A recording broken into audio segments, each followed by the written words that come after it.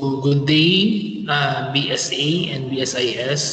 So this is our last topic for the term, for the second term of the first semester of academic year 2020 to 2021. So our last lesson will be about capitalization in finance. So basically, we need to determine now the capitalization needed into the organization. So we need to deal now with normal capitalization, overcapitalization, and undercapitalization. So we know that when we say capital or capitalization, it means the initial money or initial resources needed to put up the uh, organization or the company or the major or the big investments of the company. Okay? So what is capitalization? Capitalization comprises of share capital, debentures, loans, free reserves, etc. So capitalization represents permanent investment in companies, excluding long-term loans. So capitalization can be distinguished from capital structure. Capital structure is a broad term and it deals with qualitative aspect of finance, while capitalization is a narrow term and it deals with the quantitative aspect. So capitalization is generally found to be of following types. We have normal, over, and under. So when we say capitalization, it means now the long-term investments in the company, except long-term loans. Okay? So what are the long-term investments? We have the share capital, debts, or the initial the debts of the company, loans, and free reserves. Okay, so we need now to deal with the over and the under capitalization. Okay, so when we say overcapitalization, it means it is a situation in which actual profits of a company are not sufficient enough to pay interest on debentures, on loans, and pay dividends on shares over a period of time. This situation arises when the company raises more capital than what is required. A part of capital always remains idle. So with a result, the rate of return shows a declining trend. Okay? So from the word over, it means mas marami yung na-compile or na nakuha ni company as capitalization for the business. Mas malaki siya compared sa kailangan niya lang. So ang effect niyan is basically may idle situation yung capital. Meaning it is just sleeping. Hindi siya na fully used into its purpose. Because marami nga ang pera yung company or marami siyang resources na nakuha or from shares or from loans, basically, yung sobrang pera na nakuha niya is just sleeping into the organization. And in finance, we don't want that. We want the optimum or the optimal usage of resources. Okay? So ano yung tendency? Ano yung result? Kasi nga maraming pera, hindi siya well utilized. Marami yung nakuha na loans or debts sa company. So yung interest niya na babayaran nila is also increasing or also high. And because it is high, maaabot nila yung point na hindi na nila kayang magbayad sang sobra nga interest or mag-declare sang dividends sa ilang shareholders, which is bad. Okay? So since natutulog yung pera na inutang nila or nakuha nila sa investors nila, hindi yun siya kumikita. At since hindi kumikita, mawawalan sila ng capacity to repay the debt or to pay the interest or to repay the investors through dividend declaration. Okay? So ano yung mga common causes of overcapitalization. Ano yung mga situations that can cause overcapitalization? We have high promotion costs, purchase of assets at higher prices, a company's flotation on boom period, and inadequate provision for depreciation, liberal dividend policy, and overestimation of earnings. So we will go to them one by one. So high promotion costs.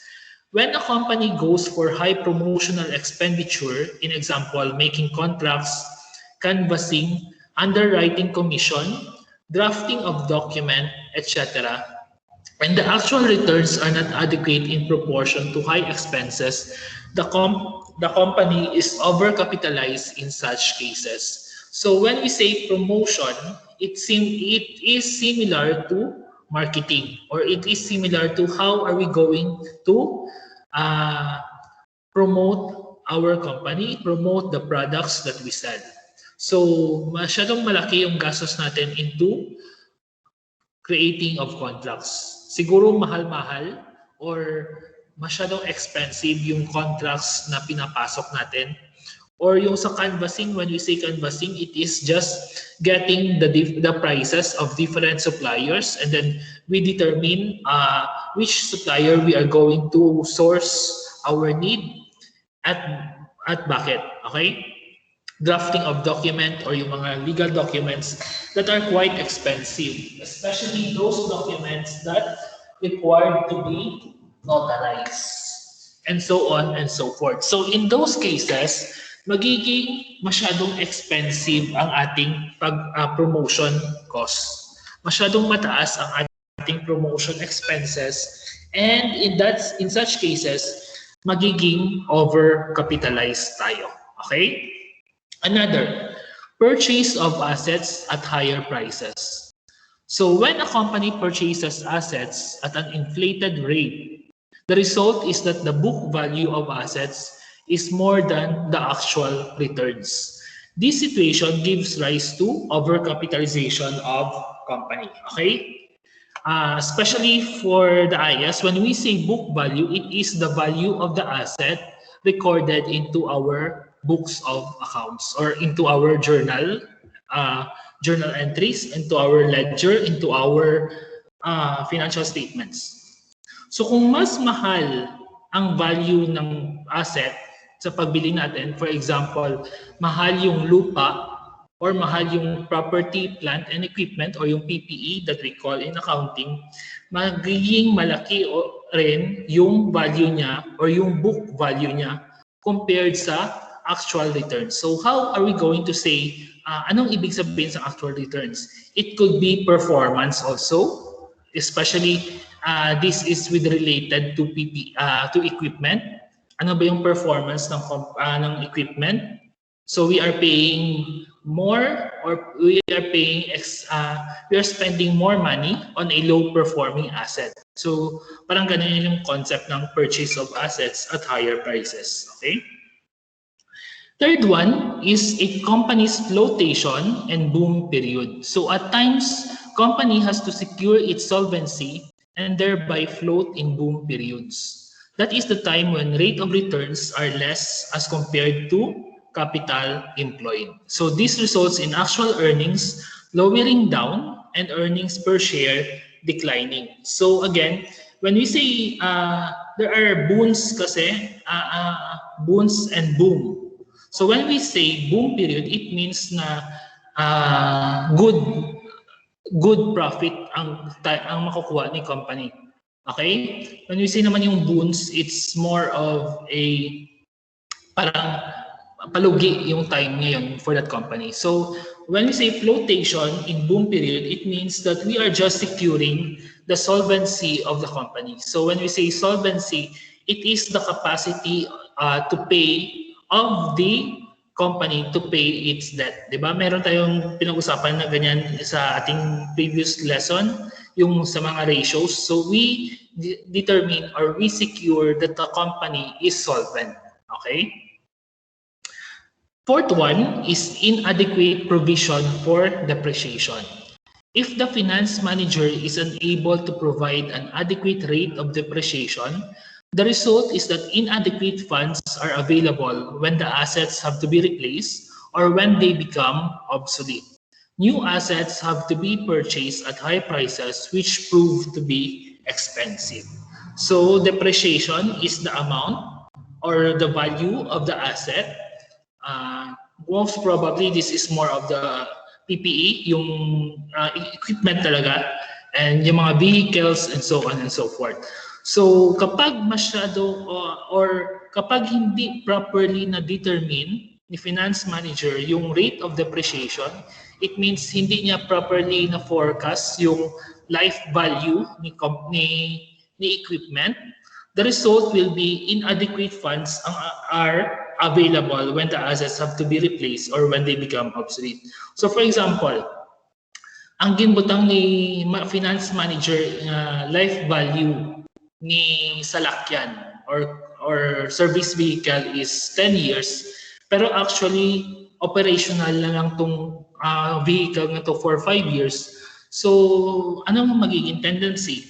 Since 10 years yung gin-target nga life expectancy or usage periods ng equipment, of course, the company will prepare the money for the replacement on maybe on the term or the year nearing the 10th year. Diba? Kung 10 years na siya magamit, so basically, mag-acquire siguro sa money si finance manager or si business para sa replacement niya on the 9th year or to the 10th year. Or kung mag-prepare man sila yearly, minimal lang siya. So example, ang value sa salakyan is 1 million. So kung mag-prepare sila for the replacement every year, so maybe let's say 100,000 per year lang. Pero ang tuod is actually 5 years na lang siya magamit ang salakyan. So after 5 years, magiging at loss si company. At loss siya nga kinahanglan niya nagali isang replacement.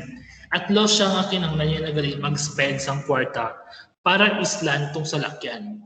So the tendency is bibili siya ng bagong asset which is high prices. So magiging expensive siya because they need to look for different sources now. Okay? Para mabakal tong asset na kinahanglan nila i-replace. The fifth one is liberal dividend policy. When the directors of a company liberally divide the dividends into the shareholders, the result is inadequate retained profits, which are very essential for high earnings of the company. The result is deficiency in company. To fill up the deficiency, fresh capital is raised, which proves to be a costlier affair and leaves the company to be overcapitalized. So, when we say liberal dividend policy, it means that the board of the directors, because they are the decision-making or the law-making body of the organization, they are the ones declaring dividends. So kung may profit, sila itong mag-decide if mag-dividend ba sila, mag-declare ba sila sa dividend, or i-retain nila yung earnings nila for the organization. Parang ano lang siya, nang gin-rotate lang ang kwarta. Di ba na ito term sila? May term niya siya, yung parang gina-rotate lang ang kwarta, ginapalibot lang. So sa Ilonggo. So it's either, again, kung may profit, it could be dividend declaration or retained profit. Now, if the board of directors is very liberal into declaring dividend payout, or talagang gusto talaga na permi na lang dividend yung mag-release ng dividend, so yung retained profits will also deplete, di ba? Kasi walang matitira, lahat binigay sa shareholders. Ang magiging tendency is kapag kailangan ni company isang pera, wala siyang pagkukunan, wala siyang available fund for the company. So the tendency is either uutang siya or mag-i-increase siya ng capital. Magre-raise naman siya ng another capital, which is very costly, or dito sinabi it's a costlier affair because there will be process again to be involved compared na lang doon sa kung gin-retain na lang nila yung profit nila. Okay? And then overestimation of earnings. When the promoters of the company overestimate the earnings due to inadequate financial planning, The result is that company goes for borrowings which cannot be easily met and capital is not profitably invested. This results in consequent decrease in earnings per share. Okay, so overestimation of profit. Okay, so again, kung si promoter sa company nag-overestimate sang profit, due to inadequate financial planning, kung wala talaga sa nagplano properly, nag-financial planning properly, so there is a great tendency kasi human as we are, gusto ta dako ang profit. So most probably mag-overestimate kita, pasobrahan ta ang profit ta. So ang tendency is reality strikes, hindi naabot tong targeted nga profit, nga overestimated nga profit. So ang tendency kasi nga ang future planning naman sang atong, di ba, nag-overestimate sila sang profit nila. Atong profit nga to is nakaka-plan nga siya, for example, bibili sang additional equipment, magba-branch out, so may kadtuan na tong profit. Okay? Kung ba pa may pakadtuan na ang profit nga wala pa nila na nakuha. So the tendency is since may plan nga sila and wala na abot tong profit nga target nila, it's because of overestimation. Ang tendency is uutang sila. Okay? Just to go through with their plan. So what are the effects of overcapitalization? We have on shareholders, the overcapitalized companies have following disadvantages to shareholders. Since the profitability decreases, the rate of earnings of shareholders also decreases. So the market price of shares goes down because of low profitability. Again, yung market price ng shares is very dependent on the performance and the perception of the company. So kung bababa yung profitability or yung profit ni company, the tendency is bababa yung market price ng share. And then the profitability going down has an effect on the shareholders. Their earnings become uncertain. Okay? It is understood naman. Since the profit is going down, so tendency, wala silang dividend na ma-receive. And with the decline in goodwill of the company, share prices decline also, similar to what is on number 1. As a result, shares cannot be marketed in capital market. So what is the effect of overcapitalization on the company? Okay? So because of low profitability, reputation of company is lowered, understandable. The company shares cannot be easily marketed, like what we have said kanina sa effect doon sa shareholders. With the decline of earnings of company, goodwill of the company declines, and the result is fresh borrowings are difficult to be made because of loss of credibility.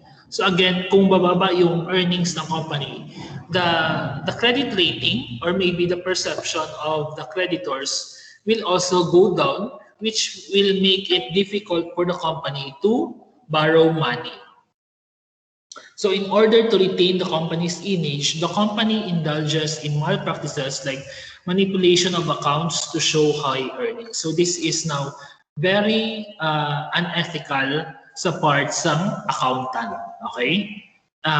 Manipulating of accounts to show that the company is earning is a very bad malpractice. Okay?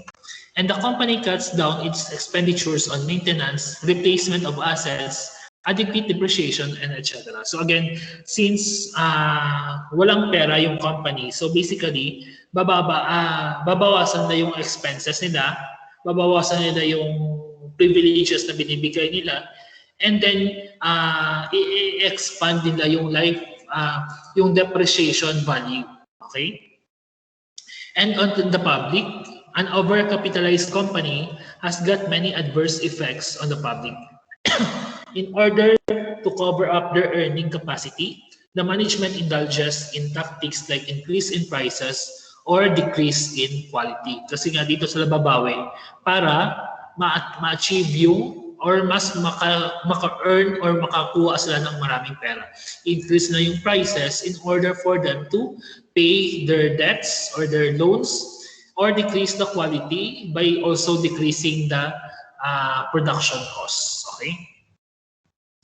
Now, when we talk about overcapitalization, the opposite niya naman is the undercapitalization. So an undercapitalized company is one which incurs exceptionally high profits as compared to industry. An undercapitalized company situation arises when the estimated earnings are very low as compared to actual profits. This gives rise to additional funds, additional profits, high goodwill, high earnings, and thus the return on capital shows an increasing trend. So basically, it is just the opposite of overcapitalization. So what are the causes of undercapitalization? Of course, yung mga difference also, yung kabaligtaran na nila, low promotion costs, purchase of assets at deflated rates, conservative dividend policy, flotation of company in depression stage, high efficiency of directors, adequate provision of depreciation, and large secret reserves are maintained. So basically, these are just the opposites of what we have been discussing. Dito sa mga overestimation of earnings, liberal dividend policy, high promotion costs, purchase of assets at higher prices, a company's rotation in boom period, inadequate provision for depreciation. So basically, yung difference lang nila is yung sa undercapitalization. Now, what are the effects naman of undercapitalization? So on shareholders, companies' profitability increases. As a result, rate of earnings go up. Okay? So when there is the earnings are going up, there is a big tendency that there will be dividend declaration or tataas yung market value ng shares. Yung financial reputation will also increase and shareholders can expect a high dividend. On the company, with greater earnings, reputation becomes strong. Higher rate of earnings attract competition in market. Demand of workers may rise because of high profits, and the high profitability situation affects consumer interest as they think that the company is overcharging on products. And on the society, with high earnings, high profitability, high market price of shares, there can be unhealthy speculation in stock markets. So basically, the stock market or the shares or the market price of their stocks will eventually go up. Secret reserves are maintained by the company, which can result in paying lower taxes to government. So that's also the bad side also. So the general public inculcates high expectations of these companies as these companies can import innovations, high technology, and thereby best quality of product. Okay? So that's the end of our lesson, and basically that's the end of our term and for the period. So thank you everyone.